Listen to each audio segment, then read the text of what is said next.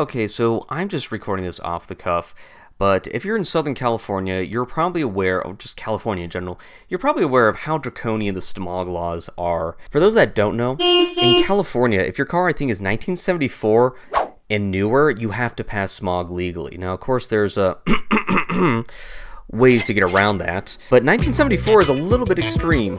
I personally have dealt with this heartache before. I try and take the high road when it comes to making my cars perform well. I used to have a 99 Mustang GT that had to have a special place that it had to go to that I couldn't tell anyone to pass smog. And the thing is, it's not like taking all the smog parts really improved my car's performance that much. Years ago, I used to have a Toyota A86. And so when I had my A86, I really was trying to at least make it stock. Just stock, have a cool little cruiser.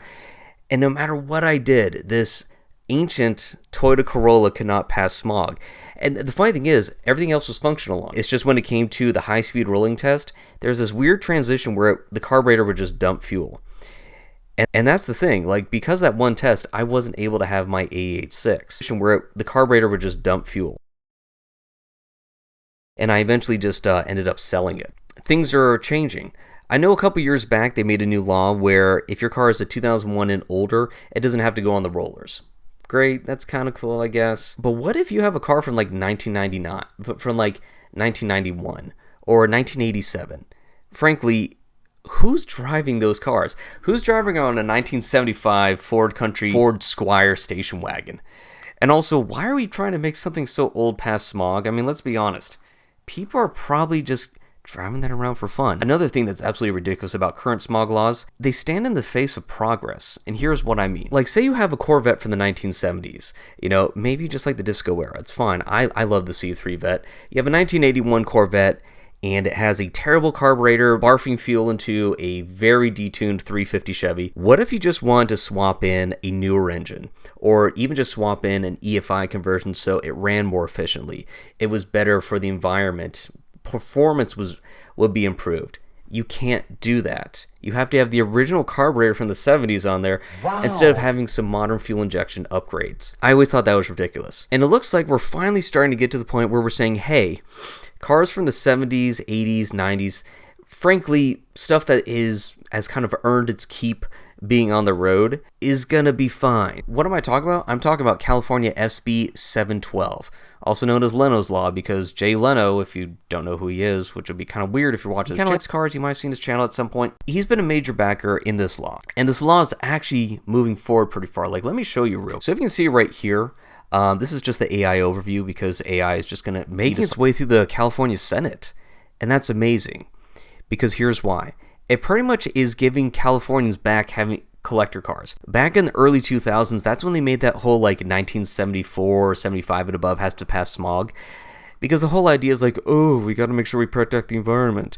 And don't get me wrong, like, I'm a little bit older and I do remember when like air quality genuinely was terrible. But at the end of the day, like, people aren't going to be daily driving from Temecula to LA, you know, in a 1978 Chevy C10 for fun.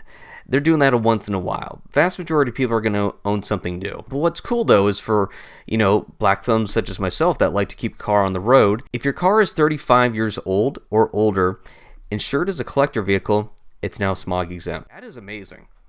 I never thought that was actually going to happen. There's no smog check either. So that means if you do have, like, a 70s Camaro or like something that's, like, maybe European or Asian import, where we don't really have all the parts available for them, you can actually keep your car in California. There's no having to get goofy with, registering it in Montana, which apparently they're. And actually, we have an update today. So like now, I'm not going to talk politics coming down on Senator Shannon Grove. Don't know what party she is or anything like that. She made an announcement today about 2 hours ago, it's May 23rd, about advancing of Leno's Law. It's advanced through the Senate Appropriations Committee, fan staff, with strong bipartisan backing. I very much agree with that statement. So much of California is based on car culture. I mean, if you go to the East Coast or everywhere else, like, people take the train and stuff like that. In California, for better or worse, we are car people. Like, sometimes I'm always amazed by the number of car manufacturers that are just in Southern California. And it's nice that as automotive enthusiasts, we're not we're not being penalized anymore for keeping history on the road. I think that's probably why we have Jay Leno as like such a big backer on this, is the fact that like he sees a car not as just like, oh, scofflaw, breaking the law, racing around town. He sees it as like a piece of history to preserve. Classic cars aren't just vehicles, they embody generations of craftsmanship, culture, and pride. As Americans, we should be entitled to keep our own vehicle. So now it's going to be moving on to, there's a reason why California is like the fourth largest world's economy. It's because we just got a lot going on. And being that, the car has to be a collector, has to be insured as a collector vehicle, that does mean you're going to be limited on the amount of miles you're able to drive.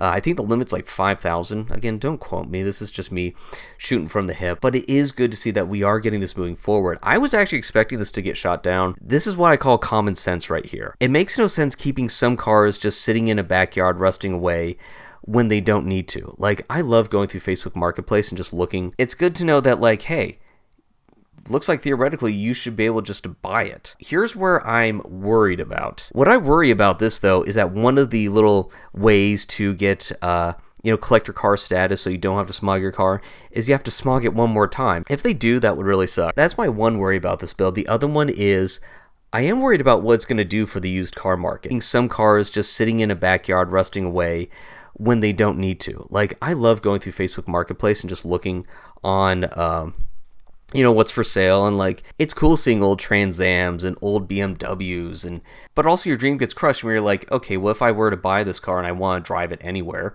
and I don't have a smog hookup, or I just don't want to deal with that. It's good to know that, like, hey, looks like theoretically you should be able just to buy it. Now, here's where I'm worried about. When I had my A86, I couldn't put it fully in my name because I bought it from a sketchy guy from a sketchy area, and they gave me the bill of sale and all that stuff, but they didn't have the title for it. And the car actually couldn't get titled until it passed smog. Now, the problem is when I bought the car, I had a blown head gasket. That's what you get when you buy an A86 for $200, which is unheard of now.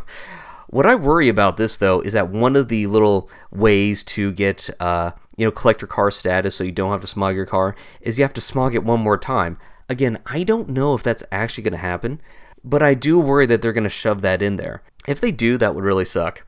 I honestly don't, like, to me, like, that's my one worry about this bill. The other one is I am worried about what it's going to do for the used car market. Cars from the 70s, 80s, early 90s, for the sporty cars that, like, for cars that are already popular, obviously they've appreciated in price, but like there's still so many like cheaper cars out there. I do kind of wonder if this is going to ruin the pricing for them, though, because it's like, hey, buy this car and now you don't have to ever get smogged. And it's like, oh, well, I could buy a couple of these old shit boxes and just kind of cycle through them throughout the whole year and never pay smog.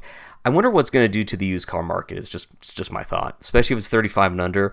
When it comes to pricing for like JDM imports, like that's the closest I can think of something that's like not super old, but is affected very quickly by outside market forces, aka millennials getting money. Not long ago, GTRs were $20,000, but now they're like $80,000 cars.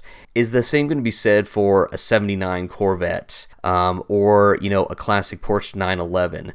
Okay, bad example on the Porsche; those are already expensive, but you see what I mean. The attainable collector car market, how bad is that going to get? Is the pricing going to go through the roof? If you do actually buy something, do you still have to make it pass smog one more time? Or are they actually going to work that out and just have it be... Are they going to put that qualifier in there? I hope they don't. That would really ruin it. What are your thoughts? I mean, to me, this seems like it's all good news. I just want to make sure that they don't throw one little thing in there that kind of makes this almost null and void.